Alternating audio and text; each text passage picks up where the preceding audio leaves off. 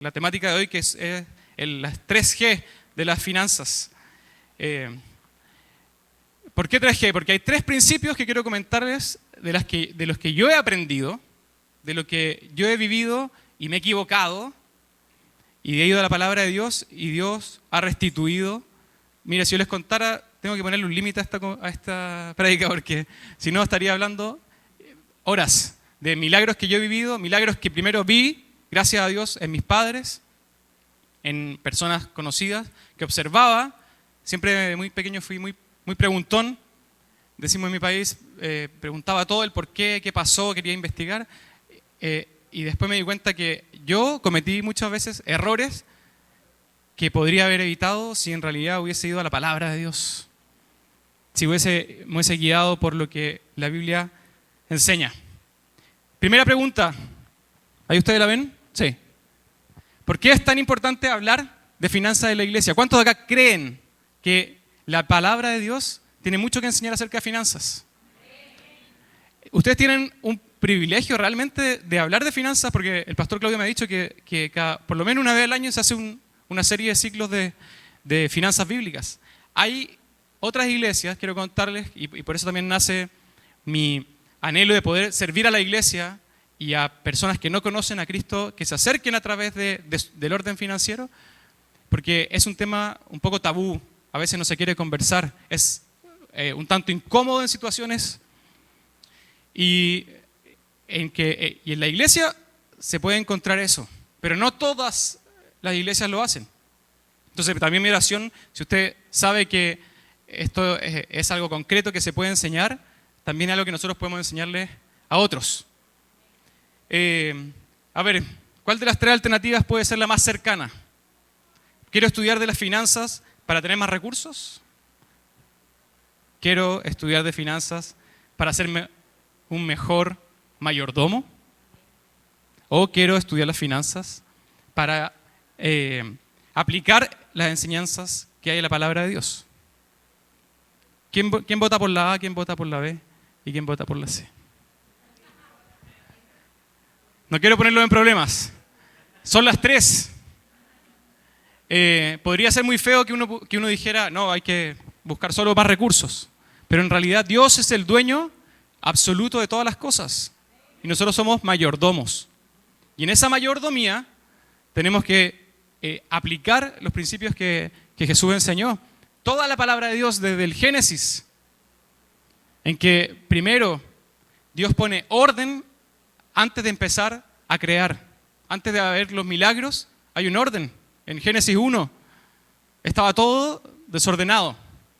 Y Dios ordenó y luego creó, ordenó y luego ocurrieron milagros. Eso mismo pasa si uno lo aplica en nuestra vida. Y ahí uno empieza a recorrer la palabra de Dios desde el Génesis en adelante hasta Apocalipsis. Si uno se centra en las enseñanzas de Jesús, hay muchas enseñanzas. Las parábolas, algunos dicen, el 40% de las parábolas habla de finanzas, de administración.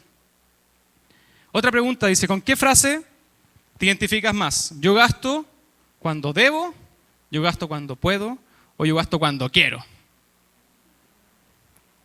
No me respondan, solo para que lo piensen. Vamos a ver al final cuándo debería ser. Les tengo una mala noticia. Hay una gráfica que viene ahora. Es un gráfico muy ingenieril, pero que enseña cómo me gano el dinero y luego cómo me lo gasto. Yo hablo de mí. Lo que el Señor me ha enseñado, estamos ordenándolo. Pero creo que identifica mucho, ¿cierto? Sudor, esfuerzo, y después rápidamente se va. ¿Cuáles son las 3 G? Yo soy bien gráfico para poder aprenderme las cosas. Entonces hoy día quiero hablarles de 3 conceptos que nos enseña la Biblia que impactan en la manera en que administramos nuestras finanzas. La administramos, tomamos decisiones, a veces ordenadamente, otras veces no tan ordenadamente. La primera tiene que ver con la gratitud. ¿Somos agradecidos? Esto es algo que me gusta la presentación de niños porque es un desafío de los padres. No lo delego a la iglesia, no lo delego a la escuela, es mi responsabilidad como padre enseñar en el hogar los principios, ¿cierto? Entonces, un ejercicio que un amigo me contó hace muy poco, lo empecé a aplicar, mis hijos ya están un poquito más crecidos, ya ahora podemos tener conversaciones breves pero fluidas, entonces les enseño camino a dejarlos a la escuela, una técnica, vamos a darle gracias a Dios por 2 cosas, todos los días. Ahí sale de todo. Es muy entretenido, hagan el ejercicio. Porque los niños al comienzo no saben, inventan cosas, después van aprendiendo y a veces sale algo muy superficial porque tenemos un auto para transportarnos, porque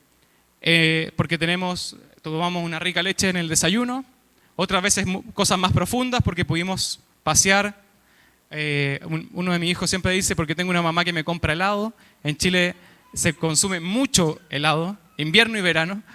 Entonces los niños les gusta mucho el helado y le dan gracias a Dios por tener una mamá que les compra helado.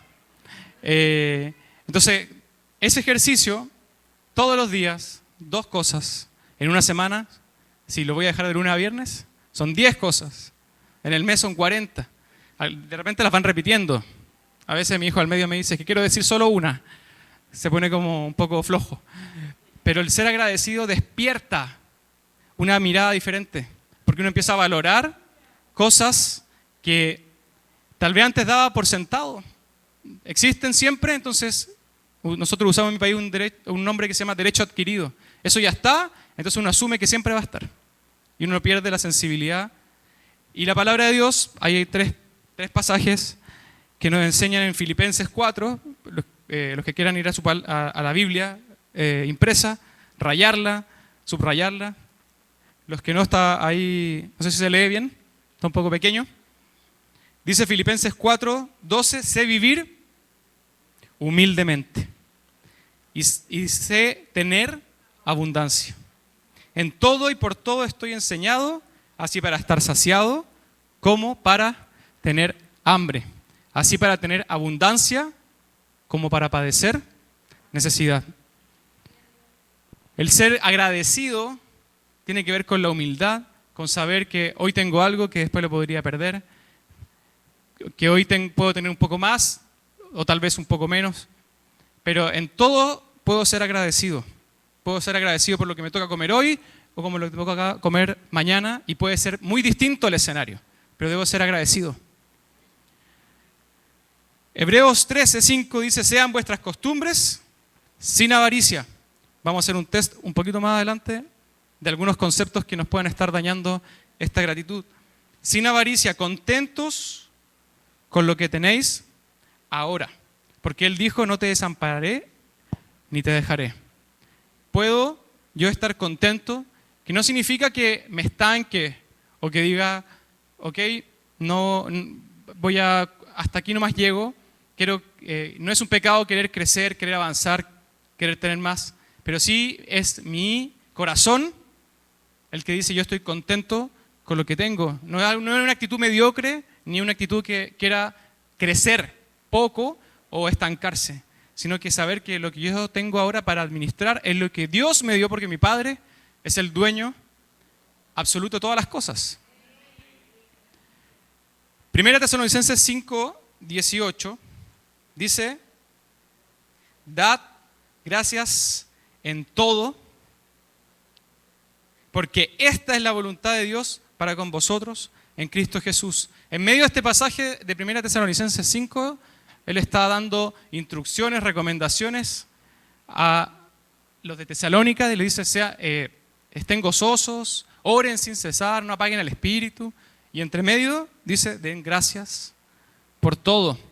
O sea, que nosotros seamos agradecidos es un mandato, es vivir con gratitud, es reconocer que Dios es el dueño y que yo soy administrador. Pero como el trabajo es con esfuerzo, vimos la escalera del gráfico anterior, es con mucho esfuerzo, es con invertir tiempo que podría estar con mi familia, me tengo que levantar temprano, requiere un sudor. Entonces uno a veces tiende a pensar de que esto es mío, de que esto yo me lo gané. Y como gasto es porque yo me lo merezco.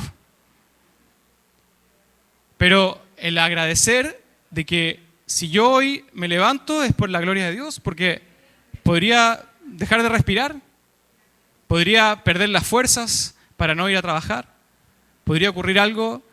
Mire, mientras más uno estudia del ser humano, más uno se da cuenta de lo frágil que es. Yo creo que todos lo vivimos en la pandemia, ¿cierto? Entiendo que aquí no afectó tanto el día a día.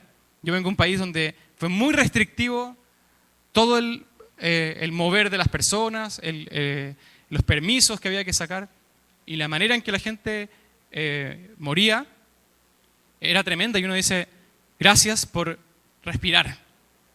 Pero pasan los años y uno se lo olvida. Entonces el primer punto es gratitud. Entonces ser agradecidos es un ejercicio. Yo cambio mi actitud y digo, voy a empezar a ser agradecido.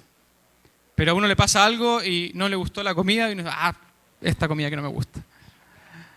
Entonces el ser agradecido tengo que llevarlo a un plano muy concreto. Porque es una instrucción de Dios. Porque me cambia la perspectiva de las cosas. La segunda G, la primera gratitud, la segunda es generosidad.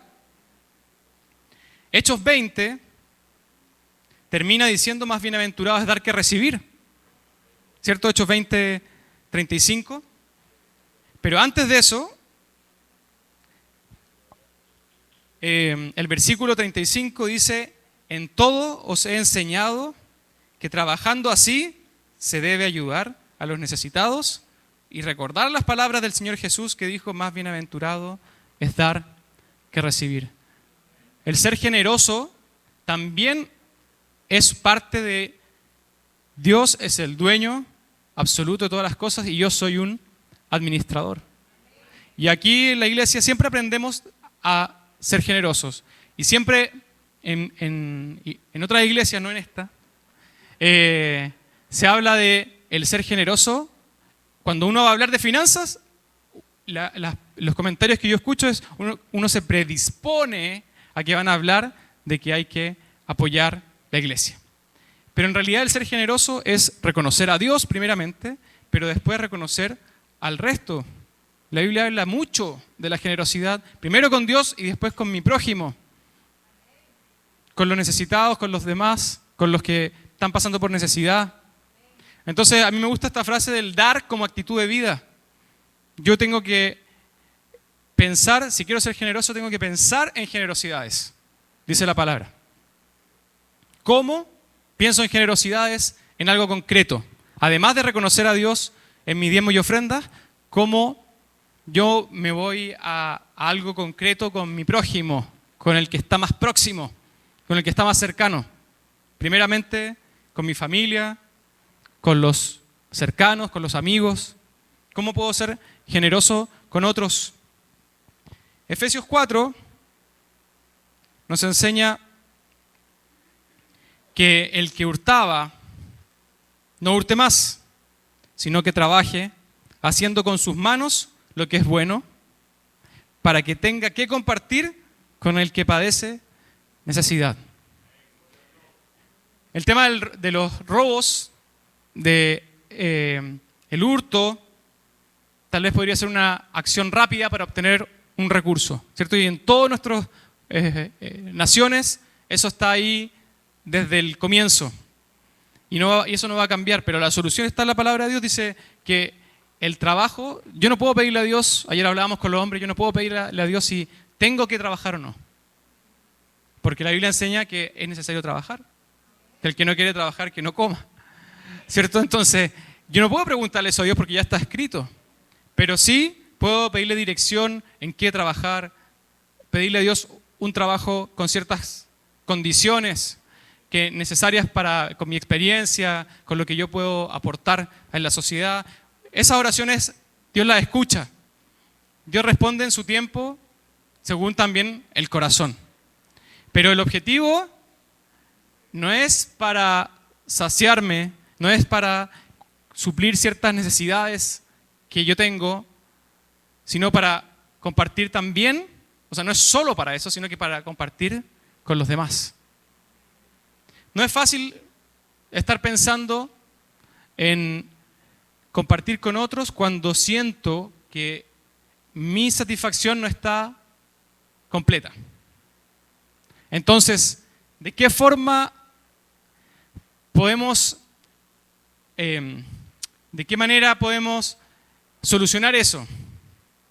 Yo trabajo más, quiero más para satisfacer mi necesidad y luego darle a otros.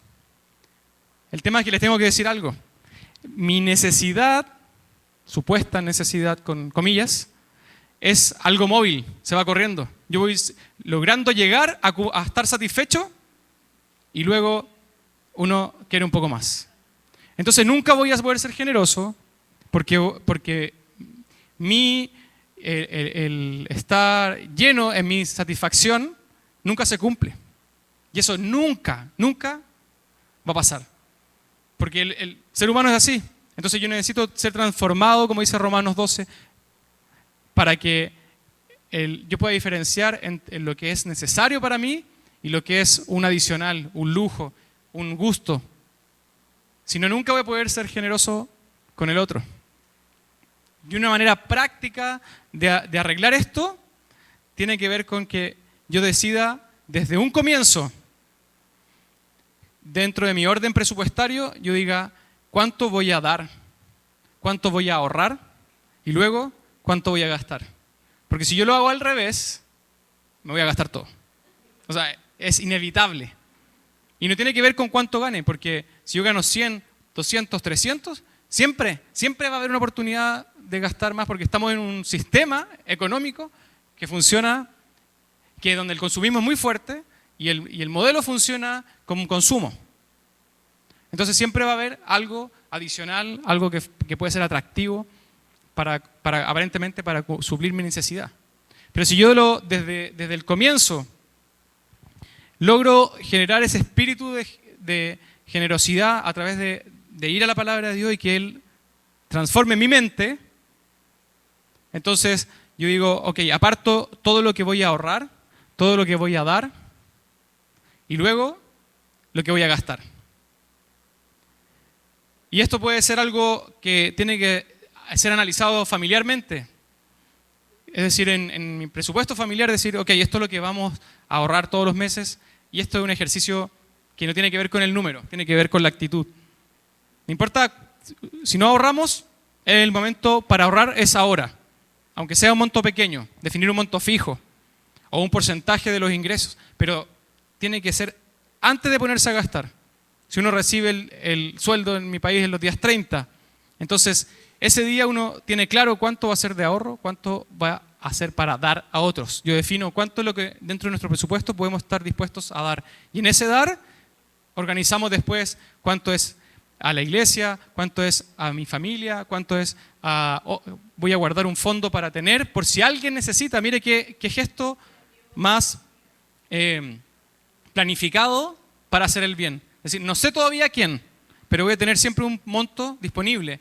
Cosa que si hay necesidad de alguien, a mí no me va a doler, no me va a afectar el presupuesto porque lo estoy teniendo ahí a la mano. Son ejercicios que cada uno puede ir haciendo y entre nosotros podemos ayudarnos con datos. Ayer yo les contaba un ejemplo, uno puede ser generoso buscando, si encuentra algo que puede ser de un buen insumo para un negocio que tiene algún hermano acá. A lo mejor a mí no me sirve, hay una oferta muy buena de algo y uno dice, está bueno, pero no me sirve. Pero yo sé que le sirve a otro. Y puedo llamarlo y decirle, mira, en tal tienda hay una promoción especial, te puede servir este insumo a menor costo para tu negocio. Son gestos de generosidad porque estoy pensando en el otro. O sea, no siempre es el dinero. A veces el tiempo de escuchar, pasar tiempo con alguien que está pasando una situación compleja, conversar, tener una conversación, un paseo en el parque, tomarse un café, dar de nuestro tiempo, orar juntos, son señales de generosidad también entre nosotros. Entonces, el propósito bíblico del dar es beneficiar al dador. Uno cree que el otro se ve beneficiado, pero en realidad bíblicamente el que más se beneficia es el que está dando, es usted. Hay una frase muy buena que dice una comparación entre el pensamiento de dar porque tengo. Entonces, como me sobra, como me alcanza, yo doy. Pero la realidad no es así. La realidad bíblica de la economía del cielo es que yo tengo porque doy. Dios me confía más porque soy generoso, porque suplo mis necesidades, suplo las de mi familia, pero también estoy atento al otro, a la necesidad del otro. Lucas 6 dice, dad y se os dará medida buena, apretada, remecida y rebosando, darán en vuestro regazo. Porque con la misma medida con que medís, os volverán a medir. Normalmente este pasaje lo usamos a veces para llamar la atención de alguien, como respaldo para decir, no me juzgues porque como tú me juzgas, también te vamos a juzgar a ti. Pero una aplicación en la generosidad tiene que ver con la medida en que yo doy, la medida en que yo invierto en otros, asimismo Dios me va a dar. Asimismo Dios me va a confiar. Gálatas 6:7, el siguiente versículo, aclara en medio de una situación de orden que había que poner a la iglesia en Galacia. Pablo dice, no os engañéis, Dios no puede ser burlado, pues todo lo que el hombre sembrare, eso también segará. Yo conozco gente que es generosa y Dios la bendice de una manera impresionante y ni siquiera son cristianos, ni siquiera sirven al Señor, ni siquiera conocen de Dios, porque es un principio de siembra y cosecha. Y los principios de Dios se aplica el hombre que es honrado, que sirve a su familia, que honra a sus padres, que es generoso, le va a ir bien. Ahora, esas personas necesitan tener un encuentro con el Señor también. Nosotros que tenemos un encuentro con Dios, que estamos escuchando la palabra de Dios, necesitamos además ordenarnos en nuestras finanzas, ordenarnos en nuestra forma de decidir cómo gastamos, de decir cómo se administra el dinero de la familia.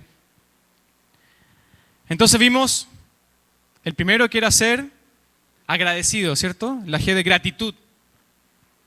La segunda, de ser generosos. Y la tercera, de darle gloria a Dios.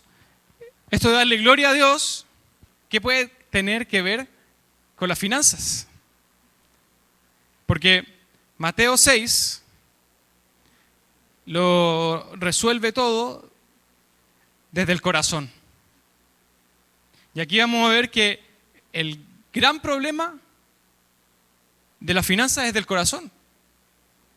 Y si el gran problema está en el corazón, para buscar la solución tenemos que encontrarla en el corazón. Tenemos que volver a la fuente para poder corregirlo.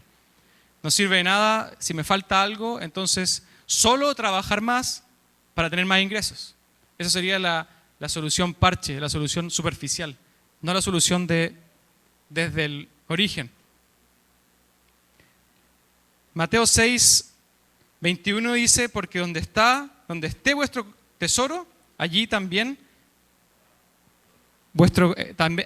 allí estará también vuestro corazón. A los que tienen un presupuesto ordenado, claro, uno hace un análisis de los gastos y puede segmentar y decir, aquí este es el fuerte, aquí estamos gastando más, ¿cierto? Aquí estamos inclinando nuestro consumo. Hay ciertos gastos que uno no puede evitar, pero de los que son variables, de los que dependen de nosotros y de las familias, uno haciendo un escaneo de los gastos, uno puede decir a dónde está el corazón. En el disfrutar, en el salir, yo gasto como familia más en comida, más en paseo, más en viajes, más en ropa. Entonces es bueno bíblicamente, al ser ordenado y ser buenos mayordomos, saber dónde estoy gastando más, dónde estoy invirtiendo mi tiempo, porque finalmente mi gasto es el tiempo que trabajo, es el tiempo que cuando trabajo dejo de pasar con mi familia. Entonces, todo eso tiene que estar en equilibrio.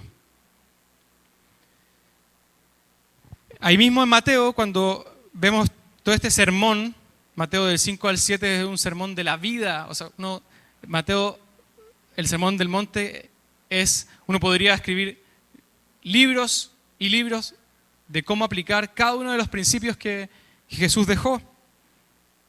Y después del 21 que leímos recién, en el 33, Él dice, mas buscad primeramente el reino de Dios y su justicia y todas estas cosas os serán añadidas. Yo creo que varios de acá se saben este versículo de memoria, ¿no?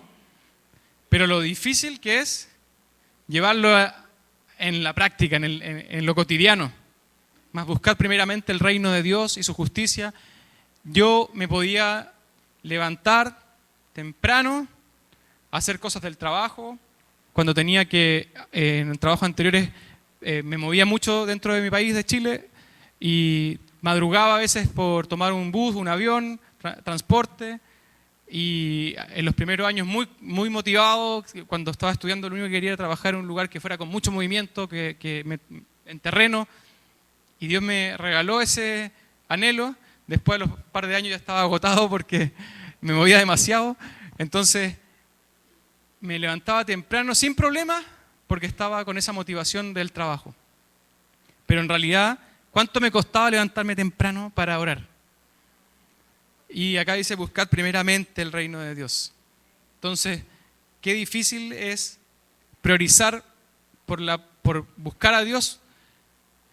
Cuando estábamos alabando, yo decía, Señor, cuán difícil es reconocer que anhelo tu presencia.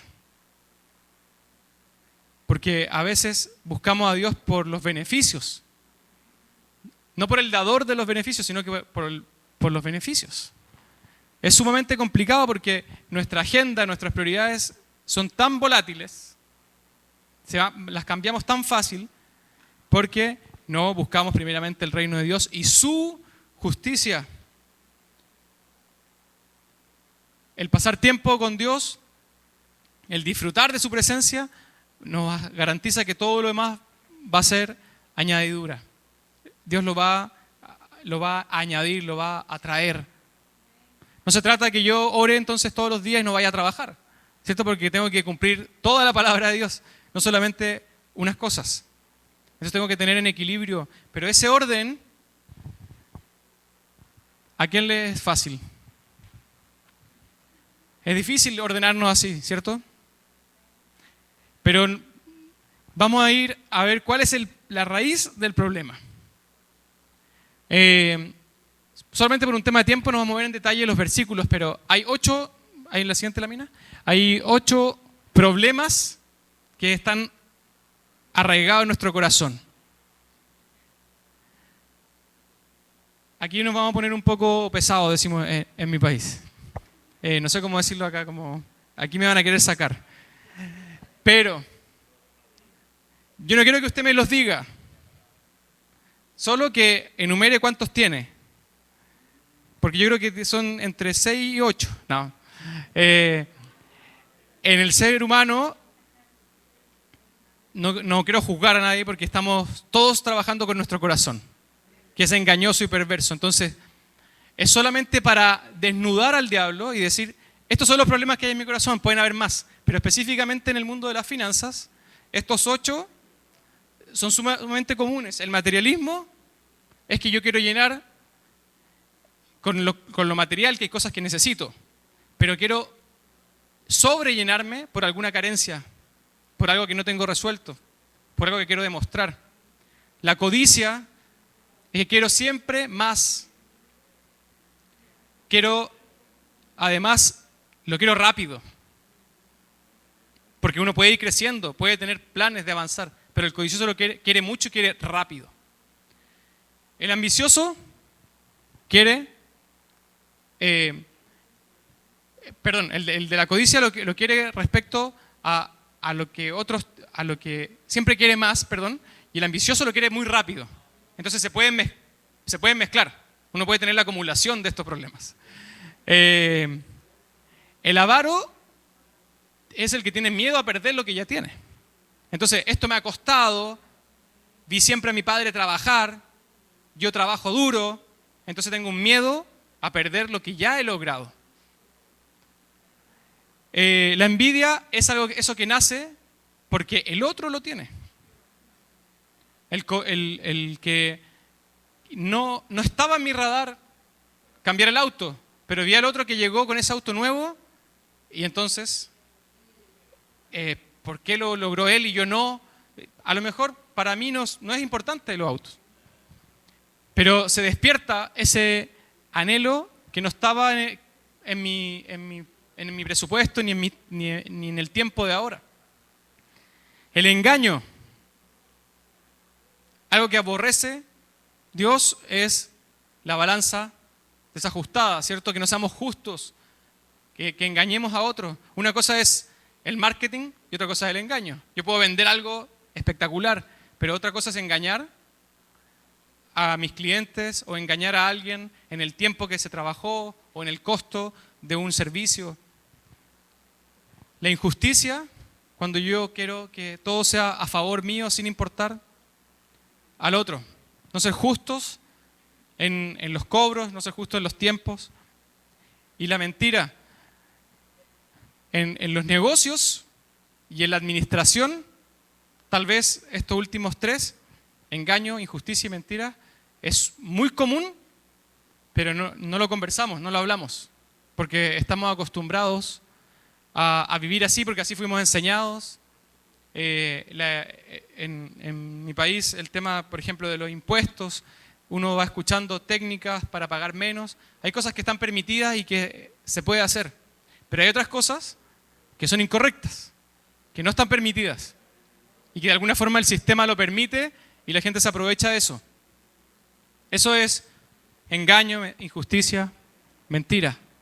Entonces yo lo que les pido es que hagamos una autoevaluación. Todo esto está descrito cada uno en la Biblia, con historias y con aprendizajes o mandamientos directos de Dios. Entonces lo que uno debe hacer es, no para que uno se vaya cabizbajo, sino al revés. Vamos a desnudar esto delante de Dios y decir, este es mi problema. Los 8, no hay problema. 2, 3, si no tiene ninguno, hablamos al final de la reunión, porque quiero escuchar esa historia. Si el problema es el corazón, la solución está en el corazón. La siguiente lámina tiene, para que ya vayamos terminando,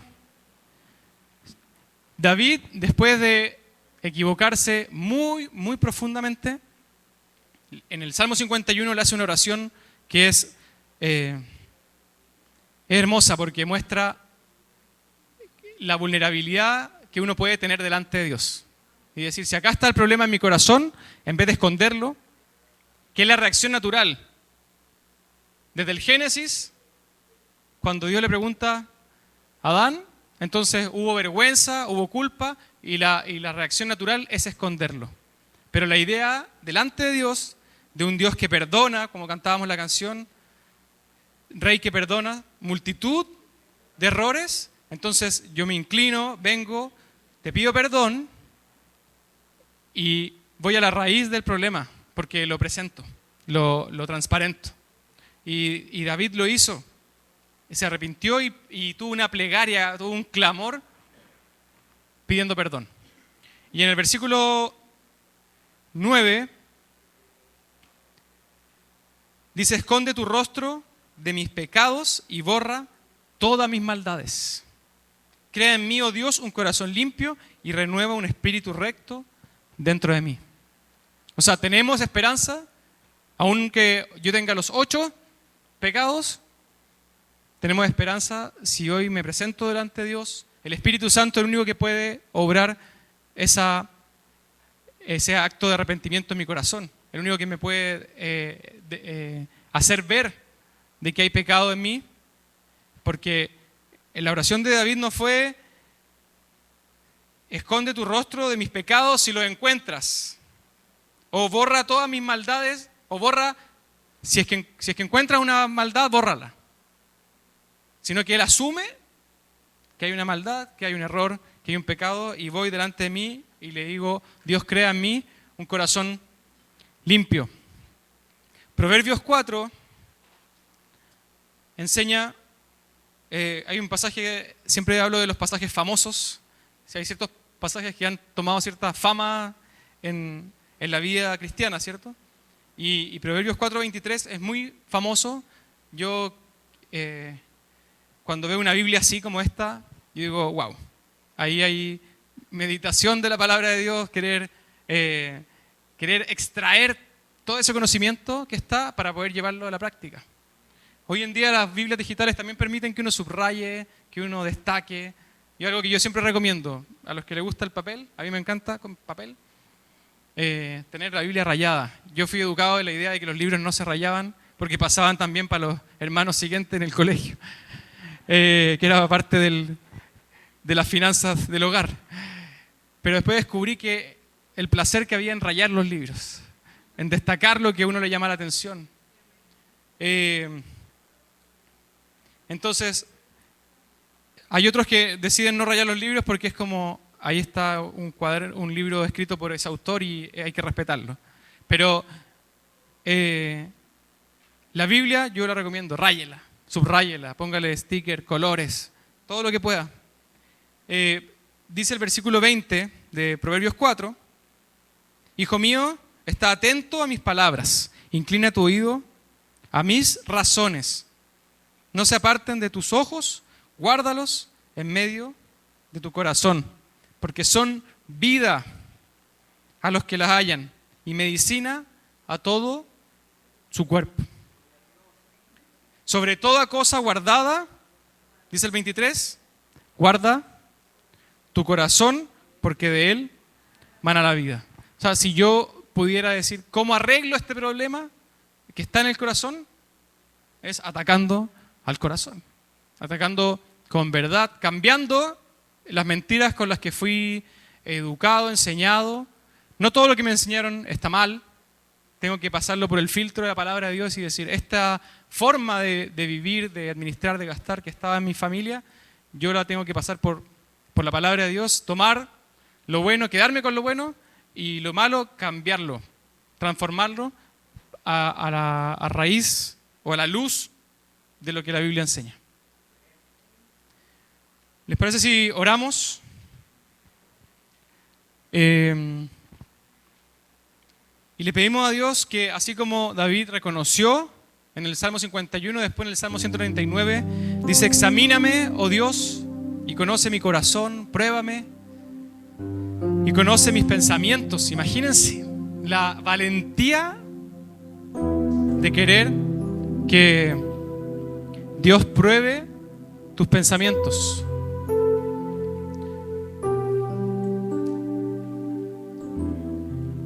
Padre Santo, gracias porque aun cuando hemos fallado, cuando hemos querido hacer las cosas a nuestra manera, puede ser que hayan cosas que estemos haciendo bien y puede ser que haya cosas que estemos haciendo mal, pero hoy queremos ir a la raíz del asunto, que es nuestro corazón, para poder darte gloria, para poder ser generosos. Y para que haya una gratitud en nuestro corazón necesitamos que en nuestro corazón obres tú, Espíritu Santo, obres de manera profunda para sacar de raíz aquellas cosas que no te agradan y que mantengas y afirmes las cosas que sí te agradan. Pero el tema puntual no es que lo bueno que yo hago, sino que me dispongo a hacer las cosas a tu manera, porque es la forma de darte gloria. Quiero ser generoso, quiero estar pensando en los demás y aún eso lo sujeto a tu manera. Señor, ¿con quién tengo que ser generoso? ¿Cuánto debo dar? ¿Cuán agradecido debo estar? ¿Cómo transmito la generosidad, la gratitud a mi familia, a los compañeros con los que trabajamos, a los vecinos con los que nos topamos día a día. Señor, ayúdanos a tener un corazón que busque honrarte en todo y particularmente con nuestras finanzas. Porque de ti viene todo, tú eres el dueño absoluto de todas las cosas y nos llamas a ser buenos administradores, fieles administradores. Hoy nos disponemos, Señor, a ser enseñados por ti, guiados. Si usted se dispone, el Espíritu Santo lo va a hacer. Uno le da el acceso, la autorización para decirle: Dios, obra en mi corazón. Yo ya te reconozco como mi Señor, como mi Salvador. Quiero que mis hijos aprendan de tus principios. Pero en mi día a día y en mis finanzas, particularmente, ¿cuánto me cuesta? Porque soy yo el que se levanta, porque soy yo el que trabajo, porque soy yo el que se esfuerza. Pero la realidad es que tú eres el que me da la fuerza, tú eres el que me da el aliento. Y el hombre, dice tu palabra, que es como la vida es muy breve, es como el tamo que se lo lleva el viento. En la mirada de magnitud, de gloria, de lo eterno, la vida es un suspiro, es tan corta, es tan volátil. Señor, y cuando tenemos la mirada tuya, cuando ponemos los ojos en ti, en las cosas del cielo, nos damos cuenta que la vida es breve, que es volátil y que es así como un tamo que se lo lleva el viento y pasó y hoy día está, como la flor que se marchita y el otro día no está. Pero mientras vivamos acá en la tierra, queremos darte gloria en todos los aspectos de nuestra vida.